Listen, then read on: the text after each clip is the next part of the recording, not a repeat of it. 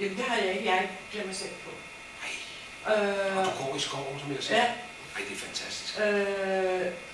Og der er 2 slags. Jeg har nu lige oplevet at få en anden slags glue, som jeg fik først. Jeg tror, det er 5%, der laver den, jeg plejer på. Ja. Og så har jeg fået en anden slags, og så har jeg fået en skulderlinje. Så er det ikke tilbage. Og der må mangle det, du siger, i den, hvis det måske er i 5%. Ja. Det er ikke til at vide. Det kan man jo så læse sig frem til. Og det er derfor, man kan reagere. Hvis du får biologi på recept, så er det næsten gratis. Det er jo nemlig, det er godt, du siger det. En opfordring til alle dyrlæger og opfordring til jer. Man kan sige, det er en uanstændig opfordring, og det er ikke så pænt af mig at sige det. Men altså, hvis I kan få jeres dyrlæge til at... Nej, det skal være humanlægen, der skal skrive medicinen selvfølgelig, fordi så får vi jo vores mennesketilskud, for ellers koster vores kæledyrsmedicin simpelthen bare. Men det er måske ikke uanstændigt. Det er næsten ligesom at sige, at gå nu ud og snyde skat, ikke? Eller sådan noget. Undskyld. Snakke for variationens betydning. Ja. Nu har jeg 2,5 små papilloner, og det tager jo sådan at spise sådan en del, det tager i hvert fald for dage. Det gør det. Hvor længe kan det holde sig? Ja. Godt spørgsmål. Godt. Altså, hunden i modsætning til katten er en omnivore. Altså spiser alt. Og den er også kadaverædende. Det vil sige, at hunden kan godt, og det har ikke de fleste af jer garanteret opdaget, at det kan finde en pragtfuld gammel, 3 måneder gammel måge, eller en mus, eller en hestelort, hvor der er masser af gode rester i, og nogen venter sig i sågar også. Og sådan noget. Og vi synes, det er stinkende ulækkert i enhver henseende. Men for hunden er det helt naturligt. Og der sker intet ved det.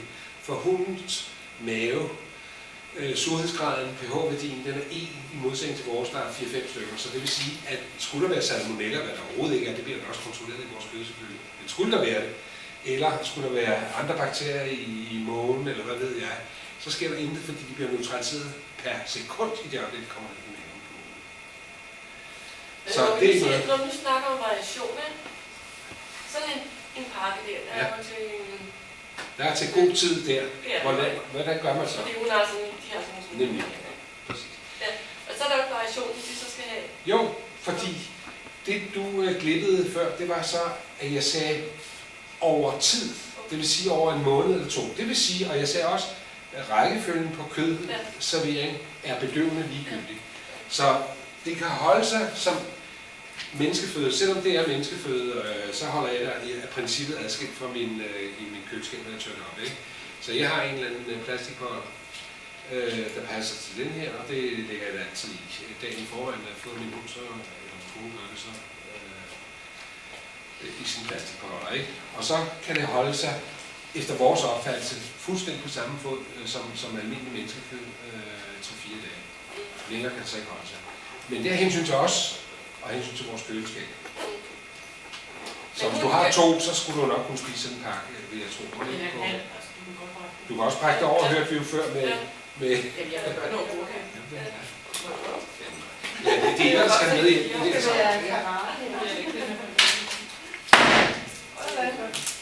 Hvor suppen med for jer?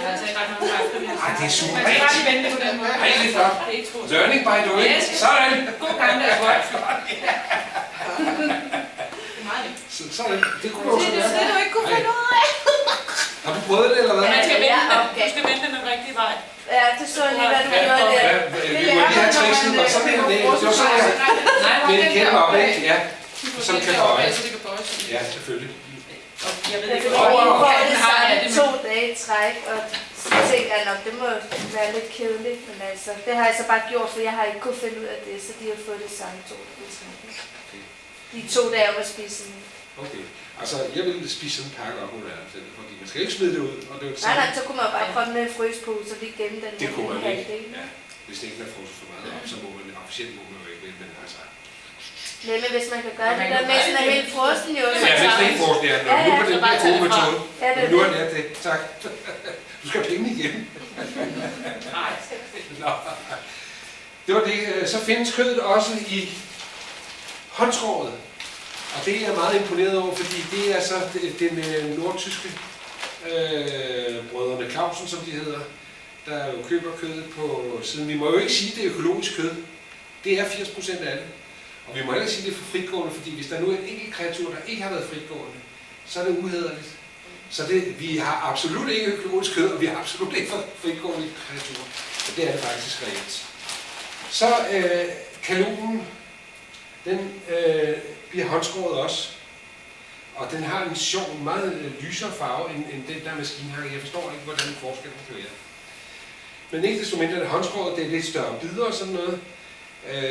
Det er godt til to ting. Det findes, udover kalunen, så findes der også som fjerkræ, altså kylling og sådan noget. Der findes også noget, der hedder kælepkød. Hvad er det der? Det er da ikke frossen? Det er løsfrossent, Okay. og det andet er almindelig frossen. Det findes ikke Godt, i ja. vokse, så fordi så kan man jo ikke variere så meget. Jo, altså jeg har det i 3 typer, ikke? Ja. Kalun, og så i fjerkræ og i kæbekød. Og Er det nok kæbekød variation? Nå, okay. Dybest set er det ikke nok. Nej. Fordi i princippet så mange som muligt, og når vi nu har 9, ikke? Ja, Fordi det er jo det er en lækker form, og det har også den fordel, at hvis man skal servere 600 gram, ikke? Så er det jo smart, at man kan tage en hel pose med 500 gram og supplere med 100 gram. Fra det løsfrosne. Dog skal man huske en ting, at alt kalun, det er jo den sunde komave, og det er den bedste kødtype, det der, og mælk og alt det der rom der, jeg har sagt. Men, man minder sig til det, ikke?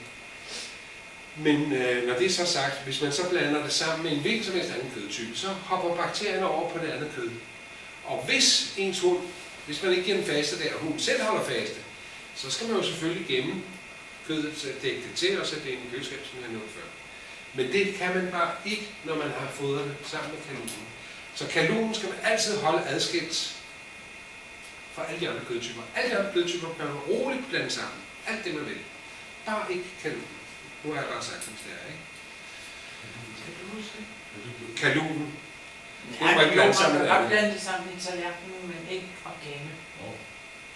Man må også godt gøre det, altså hvis man er sikker på, at hunden spiser det op, ikke? Det er bare ærgerligt i de få tilfælde, hvis man ikke sørger for, at hunden faster, at den så gør det for langt, eller skal jeg stramme det nu, eller hvad? Det må jeg endelig sige, hvis jeg, fordi jeg er ikke kommet igennem det hele nu. Nå, undskyld. Det er jo så spændende, og I er større. Jo, jeg bruger lige også det der til, udover at man kan supplere, ikke? Så bruger jeg det også til, det